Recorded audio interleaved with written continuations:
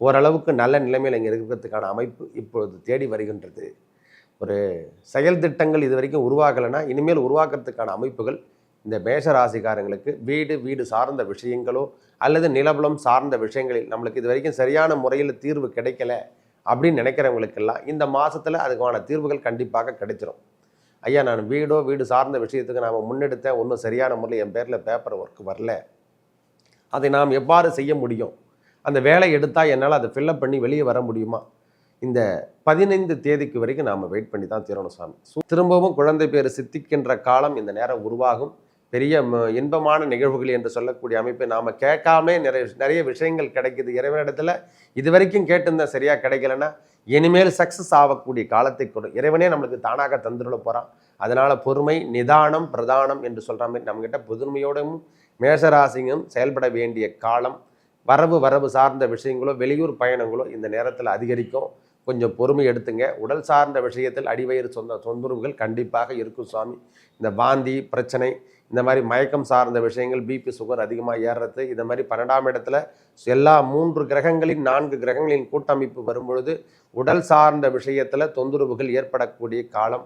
நாம் கொஞ்சம் மறைஞ்சிருக்கிற மாதிரியே தெரியும். சசையா சொத்துக்கள் வாங்கிறதுக்கான பாக்கியம் இது வரைக்கும் ஏற்படும். இல்லை அதில் எதனா ஒரு பிரச்சனை இருந்தால் அந்த பிரச்சனையை விட்டு தீர்த்துட்டு வரதுக்கான பாக்கியம் இந்த நேரத்தில் தேவைப்படும் சாமி. நல்ல முன்னேற்றத்தை காணலாம். நல்ல செயல் திட்டத்தை உருவாக்கி தரக்கூடிய காலம் இந்த நேரம் ஏற்படும்.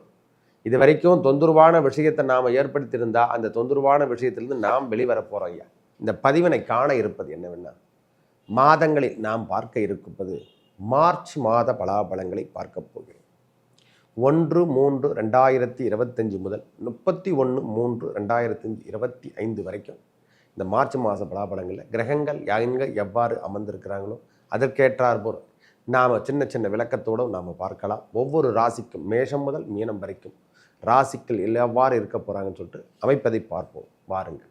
எனது அன்புள்ளம் கொண்ட மேஷராசி நேயர்களே, மேஷராசியை பொறுத்த வரைக்கும் கிரகங்கள் அமர்ந்திருக்கும் இடத்தை பார்க்கும் பொழுது 2ஆம் இடத்துல குரு பகவான் மாறி பரிவர்த்தனை யோகம் பெற்று காணப்படுகின்றார். 2ஆம் இடத்துல சுக்கிரனோட வீட்டில் அமர்ந்திருந்து குரு பகவான் இப்பொழுது அவரோட வீட்டில் சுக்கிர பகவான் அமர்ந்திருந்து பரிவர்த்தனை யோகம் பெறக்கூடிய காலங்களாகும். அதனால் இதுவரைக்கும் இருந்து வந்த துன்பங்கள் விலகத்துக்கான காலமாகவும் இந்த காலம் இருக்க போதையா. ஓரளவுக்கு நல்ல நிலைமையில் இங்கே இருக்கிறதுக்கான அமைப்பு இப்பொழுது தேடி வருகின்றது.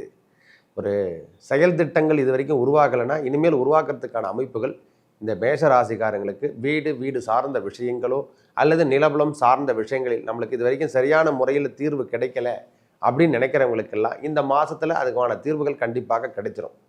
ஐயா, நான் வீடு சார்ந்த விஷயத்துக்கு நாம் முன்னெடுத்தேன், ஒன்றும் சரியான முறையில் என் பேரில் பேப்பர் ஒர்க் வரல, அதை நாம் எவ்வாறு செய்ய முடியும், அந்த வேலை எடுத்தால் என்னால் அதை ஃபில்லப் பண்ணி வெளியே வர முடியுமா?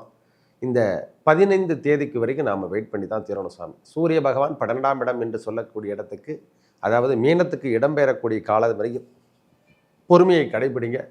புதன் பகவானும் ஒரு 18 தேதிக்கு அப்புறம் அதிலிருந்து இடம்பெயர்ந்து வக்ரமாகி, ஏன்னா அவரும் 12ஆம் இடத்துல தான் இருக்கார். அந்த 12ஆம் இடத்துல சுக்கிரன், ராகு, சூரியன், புதன் என்று சொல்லக்கூடிய அமைப்பில் சேரும் பொழுது தான் இந்த நிலபுலம் சேர்க்கையில் இருந்து வந்த பட்டாவில் ஏற்பட்டு வந்த பிழைகள் அனைத்தும் நீக்கப்படும். அந்த பிரச்சனை தரக்கூடிய விஷயங்கள் எதனா இருந்தால், அதாவது எதிரி வில்லங்கம் என்று சொல்கிறோம் இல்லை, அந்த வில்லங்கம் சார்ந்த விஷயங்கள் எதனா முன்னெடுக்கணும்னா இப்பொழுது எடுங்கள். அதுக்கான எடுப்புகள் இல்லைங்க, சொத்துக்கள் நான் பிரிச்சிருக்கேன், சரியான முறை எனக்கு சரியான பாகுபாடு கிடைக்க மாட்டேங்குது, அதுலேருந்து யாரும் கையெழுத்து போட்டு எனக்கு சேர வேண்டிய பாகத்தை கொடுக்க மாட்டேன்னு நினைக்கிறவங்களுக்கெல்லாம் இந்த மாதம் அவை ஏற்புடைய மாதமாக மறப்பது. ஒரு 18ஆம் தேதி வரைக்கும் அந்த ஏற்புடைய காலத்தை நீங்கள் ஏற்படுத்தி தரப்போறார் இறைவனே. நம்மளுக்கு அந்த விஷயத்துக்காக மாற்றி அமைக்கின்ற காலத்தை ஏற்படுத்தி தரப்போறார். நிலபுலம் சேர்க்கை, அந்த பட்டா சார்ந்த விஷயங்களில் இருக்கக்கூடிய பிழைகள், எழுத்துக்களில் பத்திரம் சார்ந்த விஷயத்தில் ஏற்படக்கூடிய ப்ராப்ளம் எல்லாத்தையும் மாற்றி தரக்கூடிய காலம் இந்த காலம் வந்துட்டுருக்கு. இனி வரும் காலம் சுகம் என்பதை மேஷராசிக்காரங்க தெரிஞ்சுக்கணும். தேவையில்லாமல் சில பேருக்கு கால் சார்ந்த விஷயங்கள், அதாவது வலது கால் அல்லது இடது காலில் இந்த காயங்கள் ஏற்படக்கூடிய தன்மையெல்லாம் ஏற்பட்டிருக்கும். அதில் கொஞ்சம் மட்டும் உஷாராக போகும். வண்டி வாகனம் இரவு நேர பயணம், ஏன்னா ராகுவோட சம்பந்தப்படுவது 2ஆம் இடம் பரிவர்த்தனை யோகம் பெறுது. ஒரு 2-3 மாதங்கள் நம்மளுக்கு தொந்தரவான விஷயம் மேஷராசிக்காரங்களுக்கு. தயவு செய்து இந்த வண்டி வாகனத்தை இயக்கும் பொழுது பொறுமை, நிதானம், பிரதானம் என்று சொல்லக்கூடிய அமைப்பை பெறணும். ராகுவோட சேரக்கூடிய சுக்கிரன், சூரியன் இவங்கெல்லாம் சேர்ந்தாவே அந்த தொந்தரவான விஷயங்கள் ஏற்படுத்தும். கொஞ்சம் பொறுமையோட நிதானத்தோடு செயல்படுங்க.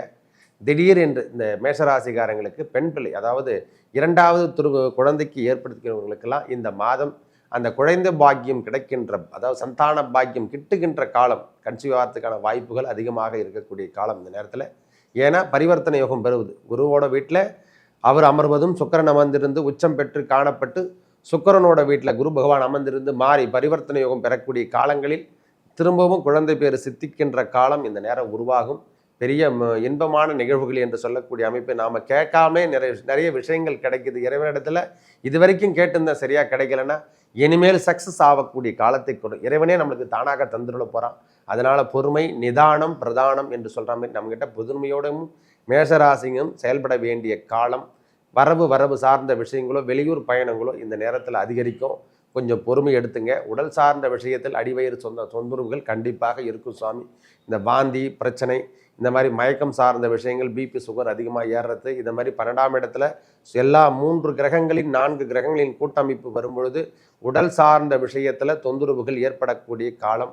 நாம் கொஞ்சம் மறைஞ்சிருக்கிற மாதிரியே தெரியும், நம்மளால் எங்கேயும் வெளியே போக முடியாத ஒரு சூழ்நிலையெல்லாம் ஏற்படும் ஐயா. அது மட்டும்தான், வேறு மற்றபடி எந்த தொந்தரவும் கிடையாது, மற்றபடி எந்த விஷயமும் கிடையாது.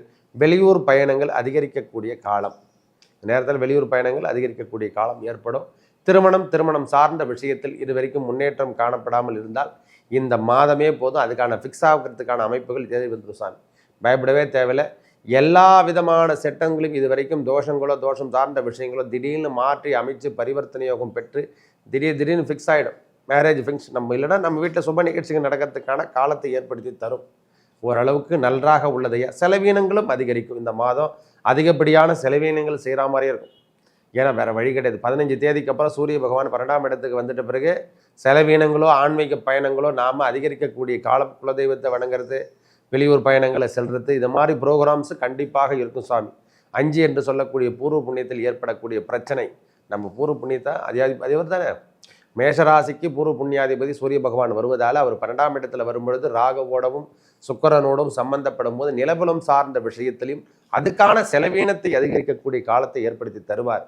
அதனால் சசையா சொத்துக்கள் வாங்கிறதுக்கான பாக்கியம் இது வரைக்கும் ஏற்படும். இல்லை அதில் எதனா ஒரு பிரச்சனை இருந்தால் அந்த பிரச்சனையை விட்டு தீர்த்துட்டு வரதுக்கான பாக்கியம் இந்த நேரத்தில் தேவைப்படும் சாமி. நல்ல முன்னேற்றத்தை காணலாம். நல்ல செயல் திட்டத்தை உருவாக்கி தரக்கூடிய காலம் இந்த நேரம் ஏற்படும். இது வரைக்கும் தொந்தரவான விஷயத்தை நாம் ஏற்படுத்தியிருந்தால் அந்த தொந்தரவான விஷயத்திலேருந்து நாம் வெளிவர போகிறோம் ஐயா. நான் ரொம்ப நாளாக எதிர்பார்த்துட்ருக்கேன், இது கிடைக்கணும். அந்த திருமணம் சார்ந்த விஷயத்துக்கு நாம் எடுத்தெடுத்து செயல்பாடுகள் எல்லாமே தடை என்று போனது பார்த்தீங்களா, அந்த தடையெல்லாம் இனிமேல் விலக போகுது. மேஷராசி பொறுத்த வரைக்கும் வேலை சார்ந்த விஷயங்கள் திரும்பியும் ஒரு சஸ்பெண்ட் ஆகிட்டு திருப்பி, அதாவது வேலை இல்லை அப்படின்னு சொல்லிட்டு திருப்பி வேலை ஜாயின் பண்ணியிருப்பாங்க. இல்லை இப்போ அந்த வேலை இழந்தவங்களுக்கு அனைவருக்கும் இந்த மாதமே வேலை கிடைக்கின்ற வாய்ப்பினை தேடி தரப்போகுது. அந்த நல்ல கிரகங்களின் அமைப்பு நன்றாக இருப்பதால் பயப்படணும் அவசியம் இல்லை. நல்ல முன்னேற்றத்தை காணலாம். நல்ல செயல் திட்டங்கள் இவங்கக்கிட்ட உருவாக்க போகுது. ப்ராப்ளம் தரக்கூடிய விஷயங்கள் இனிமேல் மேஷராசிக்கு கிடைக்கும். நல்ல தைரியம் தன்னம்பிக்கை அதிகரிக்கும். இந்த வயது மூப்பில் இருக்கிறவங்களுக்கு மட்டும் சற்று உடல் நலத்திலே அக்கறை எடுத்துக்கணும். ஒரு 80 வயசு 65 வயசு 70 வயசில் இருக்கிறவங்களுக்கெல்லாம் உடல் சார்ந்த விஷயத்தில் இன்று சற்று கவனத்தை எடுத்துக்கொள்ளக்கூடிய காலமாகவும் இந்த மாதம் இருக்குது ஐயா. ஏன்னா 12ல் 3 கிரகங்களின் சேர்க்கை, அதுவும் புதன் பகவான் நீச்சகதி பெறுவது, அவர் வக்கரகதிக்கு 18ஆம் தேதிக்கு அப்புறம் உடல் சார்ந்த விஷயத்தில் சற்று கவனத்தை எடுத்துக்கொள்ளுங்கள் மேஷராசிக்காரங்க. அதாவது வயது மூப்பில் இருக்கிறவங்களுக்கு தான், நான் வயது இல்லாதவங்களாம் சொல்கிறேன். மற்றும் 11ஆம் இடத்துல சனி பகவான் நல்லா இருக்கார், பிரச்சனை இல்லை. கேது பகவான் அந்த 6ஆம் இடத்துல இருப்பது நன்மை. இந்த 12ல் ராகும் செவ்வாய் பகவான் என்று சொல்லக்கூடிய ராசிநாதன் வக்கரகதியில் வர்றதால வக்கர நிவர்த்தி அடையக்கூடிய காலமும் வருது. அதனால் பயப்படணும் அவசியம் இல்லை. இனிமேல் தொந்தரவான விஷயத்திலிருந்து நாம் விடுபடக்கூடிய காலமாக இந்த காலம் மாறப்போதுங்க. ஒரு முன்னேற்றத்தை, அதாவது மேஷராசிக்காரங்க நாங்கள் இது வரைக்கும் கஷ்டப்பட்டதெல்லாம் பெரிய பிரச்சனை இல்லை, இனிமேல் தான் கஷ்டப்பட்டுருக்கோம் ஐயா அப்படின்னு சொல்கிறோம் பார்த்தீங்க. அந்த வாழ்க்கையெல்லாம் மாறப்போகுது. கடுமையாக கஷ்டப்பட்டு வாழ்ந்தவங்க அனைவருக்கும் இப்பொழுது நல்ல முன்னேற்றத்தை சனி பகவானே தரப்போகிறார் ஐயா. 7.5 சனி கண்டு நாம் நாம் தவறுகள் செய்யவில்லை என்றால், இதையும் சொல்கிறேன், நாம் தவறுகள் செய்யவில்லை என்றால் பெற்றவங்களுக்கோ தாய் தந்தையாருக்கோ மாமனாருக்கு மாமியாருக்கு சரியான முறையில் சோறு போடாதவங்க வேறு யாரையும் தண்டிக்க மாட்டார். குடன் பிறந்தவரையும் நண்பனையும் துரோகத்தையும் செய்யாதவருக்கு சனி பகவான் எவ்வித துன்பத்தையும் கொடுக்க மாட்டார். நீங்கள் இதெல்லாம் முதல்ல தெரிஞ்சுக்கணும். சனி பகவான் யாரை தண்டிப்பார் என்றால் தாய் தந்தையரை மதிக்காமல் போகிறது, பெற்றவங்களுக்கு சோறு போடுறது, அதே மாதிரி மாமனார் மாமியாருக்கு சோறு போடுறது, இவங்கெல்லாம் தண்டிக்கக்கூடிய தன்மை பெற்றவர் யாரும் கிடையாது. உடன் பிறந்தவரை சொத்துக்களை ஏமாற்றுறவங்க, அவங்கள சொத்துக்கு தெரியாமல் நம்ம சொத்துக்களை அகபரிக்கலாம்னு நினைக்கிறவங்களாம் சனி பகவான் மட்டும்தான் ஏமாத்துற, வேறு யாரும் கிடையாது. அவர் வர வரைக்கும் கம்முன்னு இருக்கும், அந்த காலம் வர வரைக்கும் நன்றாக இருக்கும். ஏழரை சனி ஆரம்பிக்கும் போது தான் அவருக்கான செயல் திட்டத்தை உருவாக்கி என்னென்ன செய்ய முடியுமோ அனைத்தையும் செய்து முடிப்பார். மற்ற எங்களாலே முடியாது, அது அப்புறப்பட்டாங்க சொல்கிறேன்னா, நாங்கள் தர்மத்தை மீறாமல் நாங்களும் செஞ்சுதான் 1000 கோடி கண் கொண்டு பார்த்துட்ருக்கார். 1000 கோடி கண் கொண்டு இறைவன் நம்மளை பார்த்துட்ருக்கான், சனி பகவான் நம்மளை பார்த்துட்டுருக்கான். எங்கே தப்பு செய்கிறான், எவன் தப்பான விஷயத்துக்கு போகிறான்னு சொல்லிட்டு எல்லாத்தையுமே வாட்ச் பண்ணி தான் இருக்காங்க. அதனால் மேஷராசியை பொறுத்த வரைக்கும் தவறுகள் செய்யவில்லை என்றால் இந்த சனிப்பெயர்ச்சியை, ஏழரை சனியை பெரிய யோகத்தை கொடுக்கும். தயவு செய்து புரிஞ்சுங்க. நிலபுலம் சேர்க்கை, வீடு சார்ந்த விஷயங்கள், இந்த முன்னேற்றம், திருமணம் சார்ந்த விஷயங்கள், தடையாக நின்றிருந்த என்னென்ன தடையான விஷயங்கள் எவ்வளோ இருந்ததோ அவையெல்லாம் இனிமேல் வேகம் எடுத்து வேலை செய்ய ஆரம்பிச்சிடும் சார். இது வரைக்கும் தவறான விஷயங்கள் சரியான முறையில் எனக்கு கிடைக்கல, எனக்கு ரூபாய் பணவரவு வரலைன்னா இனிமேல் டக்கு டக்கு டக்குன்னு வர்றதுக்கான வாய்ப்புகள் இந்த காலம் உகந்த காலமாக இந்த மாதம் முழுவதும் அமைப்பு. மார்ச் மாதம் 1 முதல் 31 வரைக்கும் அவங்களுக்கு ஒரு பம்பர் ஆஃபர். எல்லாமே இவங்களுக்கு தேடி, இது வரைக்கும் தேடி தேடி பார்த்தாங்க கிடைக்கல, இனிமேல் எல்லாமே அவங்கள தேடி வரப்போகுது. தேடி போனாங்க, இது வரைக்கும் கிடைக்கல, இனிமேல் தேடி வரக்கூடிய காலம் மேஷராசிக்கு இது உன்னதமான மாதமாக அமையப்போகுது. மேலும் நல்லதெல்லாம் நடக்க இறைவன் முருகப்பெருமான், அந்த வள்ளி தெய்வ யானை சுப்பிரமணிய சுவாமி, எப்போவுமே மேஷராசி தான் இல்லை, 12 ராசிக்கும் முருகப்பெருமானே தெய்வம் தான் நான் சொல்லுவேன், ஒரே வார்த்தை சொல்லப்போனேன்.